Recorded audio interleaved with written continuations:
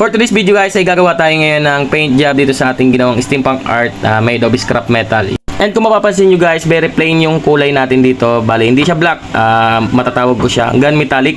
And yung gamit natin dito is ansal din po.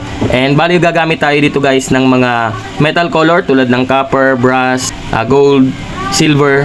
Bali, yun yung gagamitin natin dito para mapalabas natin yung steampunk na kulay niya. Pero pwede naman tayong gumamit guys ng natural color niya. Yung igagrind lang natin yung metal and sunod applyan natin siya ng linseed oil o yung pampatina.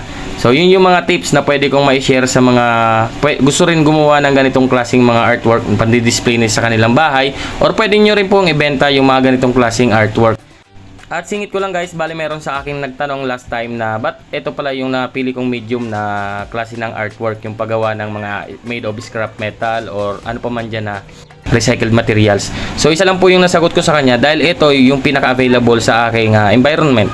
Dahil minsan yan yung pinaka-problema ng isang artist, yung paghahanap ng kanyang medium or yung mga materials na gagamitin niya. Dahil kung ikaw ay isang artist at nagsisimula pa lang at gusto mo nang gumawa ng artwork, ngunit ito ay bibili mo pa sa isang market or yung lahat ng materials mo ay i-order mo pa through online or sa ibang pang bansa or iba pang lugar tulad na lamang po ng glass or brass, mag-aantay ka talaga ng medyo matagal and masakit pa sa bulsa dahil aminin na natin yung mga ganitong klaseng medium ay sobrang mahal ng materials, ng power tools at doon mahirapan ka talagang magsimula na gumawa ng artwork. So yun guys, ito na yung ating latest update sa ating ginagawang project. Yan.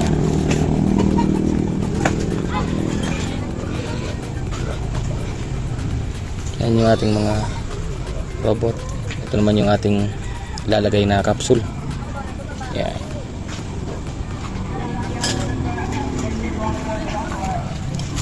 So yun lang guys, bali update ko pa yung susunod na araw. Let's go.